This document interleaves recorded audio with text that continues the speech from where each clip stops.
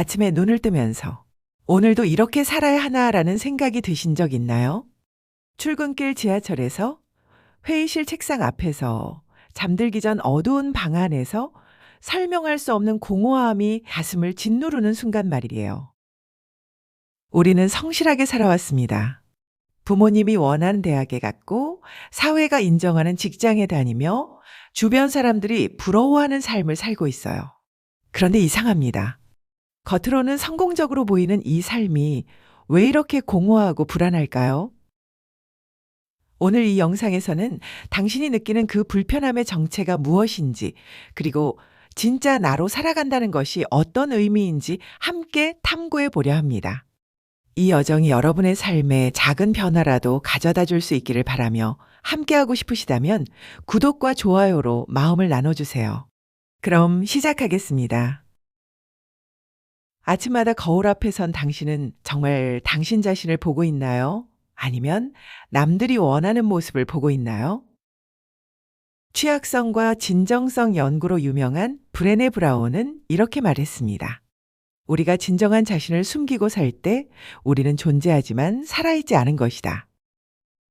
그녀는 수천 명의 사람들을 인터뷰하며 발견했습니다.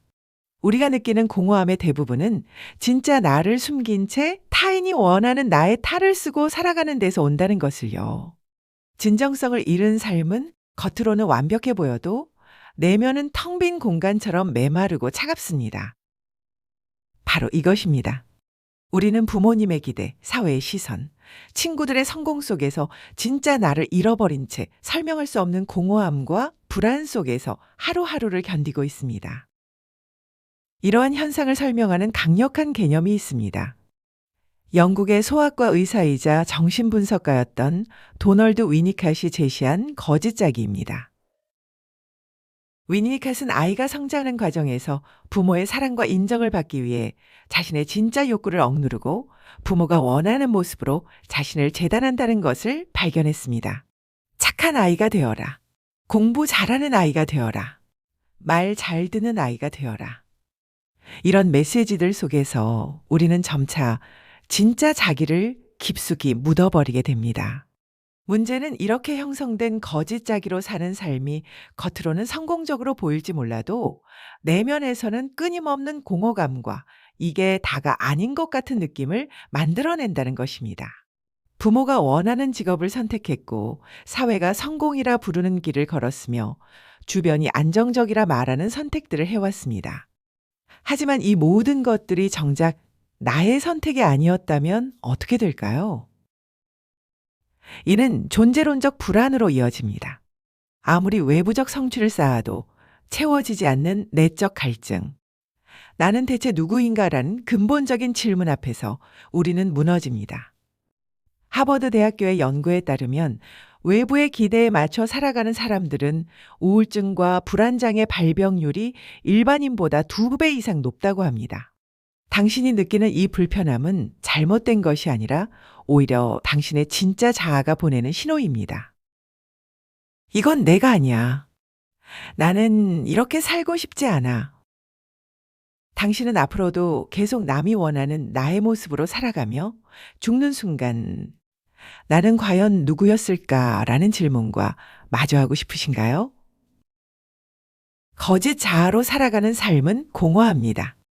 하지만 더 큰 문제는 우리가 너무 오랫동안 타인의 목소리만 들어왔기에 정작 내 안의 진짜 목소리가 무엇인지조차 모른다는 것입니다.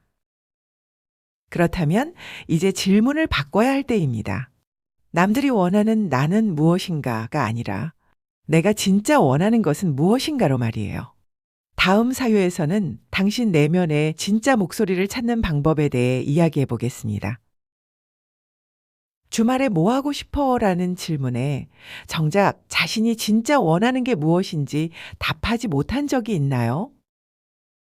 현대인들은 끊임없는 비교와 경쟁 속에서 나만의 꿈을 찾기보다는 남들이 부러워할 만한 꿈을 줬다가 정작 진짜 내가 원하는 것이 무엇인지조차 모르는 상태에 빠집니다. SNS를 열면 친구는 승진했고 동창은 결혼했고 선배는 창업했습니다.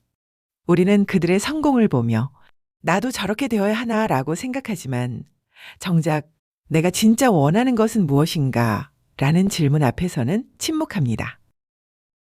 애플의 창업자이자 혁신의 아이콘인 스티브 잡스는 스탠퍼드 대학 졸업식 연설에서 이렇게 말했습니다. 당신의 시간은 제한되어 있습니다. 그러니 다른 사람의 인생을 사는데 낭비하지 마세요.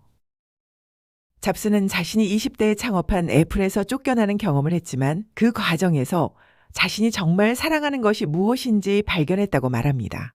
타인의 기대나 사회적 성공의 잣대가 아니라 자신의 내면에서 솟아나는 열정과 호기심을 따랐을 때 비로소 진정한 창조와 행복이 가능했다는 것이죠.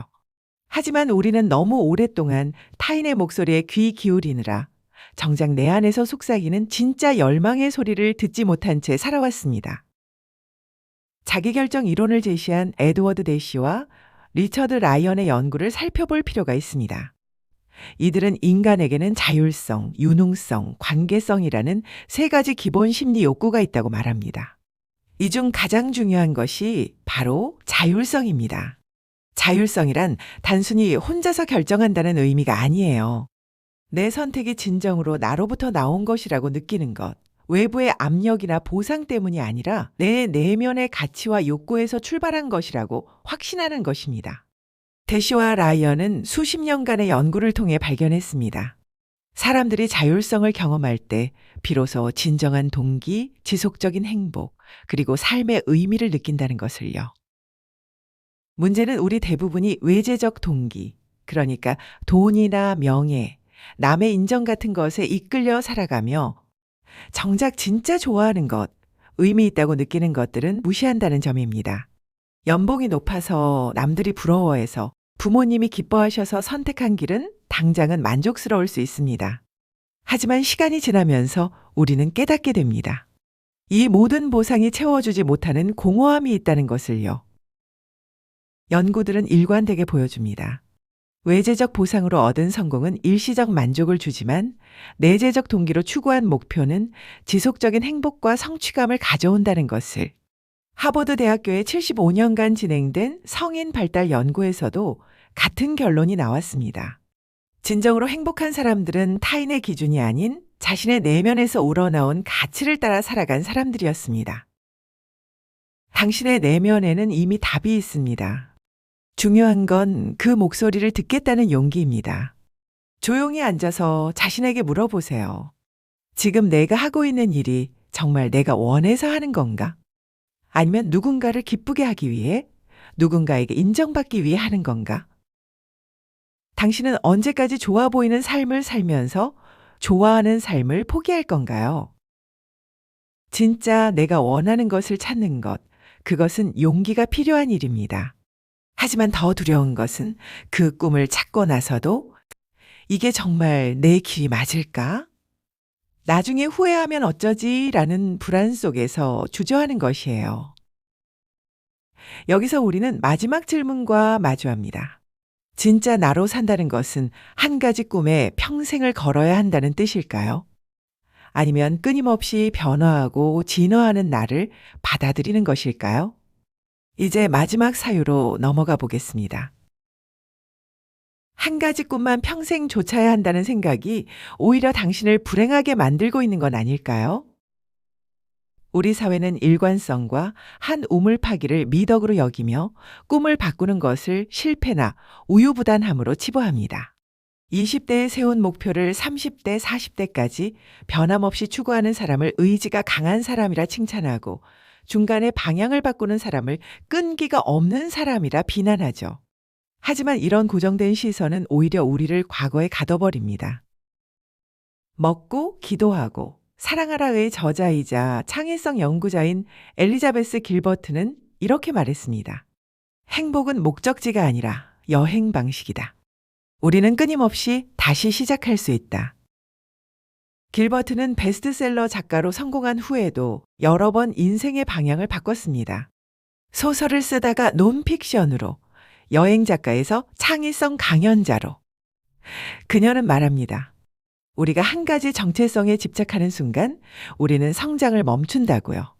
진정한 자유는 나는 이런 사람이야 라는 틀에서 벗어나 나는 계속 배우고 변화하는 사람이야 라고 받아들일 때 시작된다고 말이에요. 그렇습니다. 꿈을 바꾸는 것은 실패가 아니라 성장이며 당신이 끊임없이 진화하고 있다는 증거입니다. 이를 뒷받침하는 심리학 개념들이 있습니다. 먼저 스탠퍼드 대학교의 캐럴 드웩 교수가 제시한 성장 마인드셋 이론을 살펴보겠습니다. 드웩은 사람들을 두 가지 유형으로 나눴습니다. 고정 마인드셋을 가진 사람들은 나는 원래 이런 사람이야 라고 생각하며 변화를 두려워합니다. 반면 성장 마인드셋을 가진 사람들은 나는 노력하면 변할 수 있어 라고 믿으며 도전을 즐깁니다. 여기서 중요한 점은 고정 마인드셋을 가진 사람들은 실패를 자신의 정체성에 대한 위협으로 받아들인다는 것입니다. 내가 이걸 못하면 나는 무능한 사람이 되는 거야. 이런 생각은 새로운 시도를 막고 과거의 성공에만 집착하게 만듭니다. 반면 성장 마인드셋을 가진 사람들은 실패를 배움의 기회로 봅니다. 이번엔 안 됐지만 다음엔 더 잘할 수 있어. 고정된 정체성에 집착하는 것은 바로 이 고정 마인드셋의 함정입니다. 나는 의사야. 나는 예술가야. 나는 사업가야. 이런 레이블에 자신을 가두는 순간 우리는 그 정체성 밖의 가능성을 탐험할 용기를 잃어버립니다. 하지만 진정한 성장은 나는 이런 사람이야 라는 틀에서 벗어나 나는 계속 배우고 변화하는 사람이야 라고 받아들일 때 시작됩니다. 긍정 심리학의 창시자 마틴스 셀리그만의 웰빙 이론도 이를 뒷받침합니다. 셀리그만은 진정한 행복은 단순한 즐거움이 아니라 5가지 요소의 조화라고 말합니다. 긍정 정서, 몰입, 관계, 의미, 성취. 여기서 핵심은 이 5가지 요소가 인생의 다양한 단계에서 서로 다른 꿈을 통해 경험될 수 있다는 것입니다. 20대에 느낀 의미와 40대에 느끼는 의미가 다를 수 있고 그것은 지극히 자연스러운 일입니다. 젊었을 때는 성취에서 행복을 느꼈다면 나이가 들면서 관계나 의미에서 더 큰 만족을 느낄 수 있습니다. 이는 잘못된 것이 아니라 당신이 성숙해지고 있다는 증거입니다. 심리적 유연성이라는 개념도 있습니다. 이는 변화하는 상황 속에서도 자신의 가치를 유지하면서 동시에 새로운 경험에 열려있는 능력을 말합니다. 심리적으로 유연한 사람들은 과거의 선택에 갇히지 않습니다. 예전에 이 길을 선택했으니까 끝까지 가야 해가 아니라 그때는 그게 최선이었지만 지금의 나에게는 다른 길이 더 맞을 수도 있어 라고 생각할 수 있습니다. 설렘을 유지하며 산다는 것은 바로 이런 의미입니다. 끊임없이 새로운 자신을 발견하고 또 다른 가능성에 열려 있다는 것. 어제의 나와 오늘의 나가 다를 수 있고 그것이 오히려 살아있음의 증거라는 것을 받아들이는 것입니다. 당신은 과거의 선택에 갇혀 예전의 나로 평생을 살 건가요? 아니면 오늘의 나에게 새로운 꿈을 꿀 자유를 줄 건가요? 이제 이론을 넘어 실천으로 나아갈 시간입니다. 진짜 나로 살아가기 위한 3가지 구체적인 방법을 제시하겠습니다. 첫 번째, 내면의 목소리 듣기입니다. 매일 10분 조용한 시간을 만들어 보세요. 스마트폰을 내려놓고 SNS를 끄고 오직 자신에게만 집중하는 시간입니다. 그리고 자신에게 질문해 보세요. 지금 이 순간 내가 진짜 원하는 것은 무엇인가? 처음에는 답이 잘 떠오르지 않을 수 있습니다. 너무 오랫동안 타인의 목소리만 들어왔기에 내 안의 목소리는 작고 희미할 수 있어요. 괜찮습니다. 매일 이 질문을 반복하다 보면 점차 당신 내면의 진짜 욕구가 모습을 드러낼 것입니다. 저널링도 좋은 방법입니다.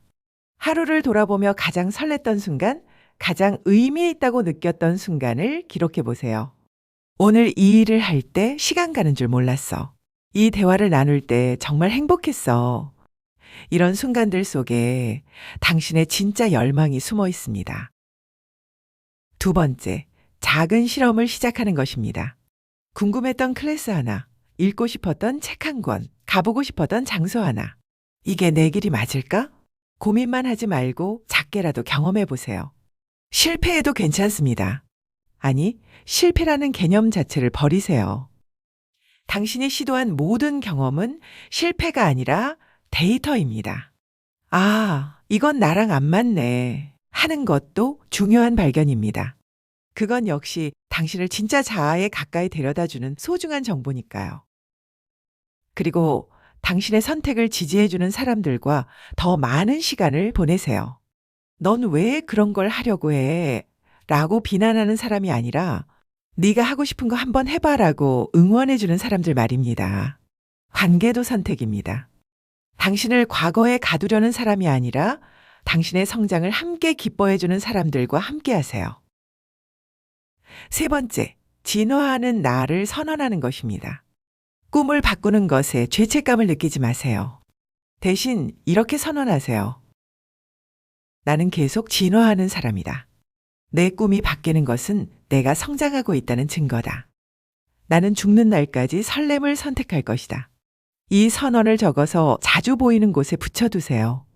아침에 일어날 때, 불안이 밀려올 때, 타인의 시선이 두려울 때 읽어보세요.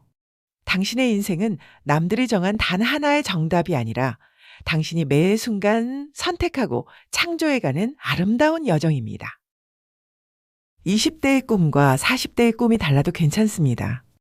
어제 좋아했던 것을 오늘 싫어해도 괜찮아요. 당신은 변해도 되고 계속 새로워져도 됩니다. 그것이 살아있다는 증거니까요. 오늘 우리는 세 가지 사유를 통해 여행을 떠났습니다. 첫 번째, 우리는 타인의 기대 속에 갇힌 거짓 자아를 발견했습니다. 당신이 느끼는 공허함은 잘못된 것이 아니라 진짜 자아가 보내는 신호였습니다. 두 번째, 우리는 내면의 목소리를 듣는 법을 배웠습니다. 외부의 보상이 아닌 내면의 열망을 따를 때 진정한 행복이 온다는 것을요. 세 번째, 우리는 끊임없이 진화하는 자아를 받아들이는 법을 탐구했습니다. 꿈을 바꾸는 것은 실패가 아니라 성장이며 우리는 평생 새로운 자신을 발견할 자유가 있다는 것을요. 프랑스의 철학자 장폴 사르트르는 인간은 자유롭도록 선고받았다라고 말했습니다. 우리는 매 순간 선택할 수 있고 그 선택에 책임질 수 있는 존재입니다. 타인의 기대도, 과거의 결정도, 사회의 시선도 당신을 묶을 수 없습니다. 당신이 허락하지 않는 한요. 마지막으로 당신에게 묻고 싶습니다. 당신은 죽는 그 순간 거울 앞에 섰을 때 어떤 얼굴을 마주하고 싶으신가요? 타인이 원했던 가면을 쓴 얼굴인가요? 아니면 진짜 나로 살다간 만족스러운 얼굴인가요? 오늘 하루 단 하나라도 좋습니다. 진짜 당신의 목소리를 들어보세요. 그리고 그 목소리가 이끄는 대로 작은 한 걸음을 내딛어 보세요. 그것이 바로 죽는 날까지 가슴 뛰는 삶을 사는 비밀입니다. 이 영상이 여러분의 삶에 작은 변화라도 가져다 줄 수 있었다면 구독과 좋아요로 응원해 주세요. 그리고 댓글로 당신의 이야기를 들려주세요. 당신이 찾은 진짜 나의 모습은 무엇인가요? 함께 나누고 싶은 고민이 있나요? 여러분의 목소리를 기다리겠습니다. 진짜 나로 살아가는 여정 함께 해주셔서 감사합니다.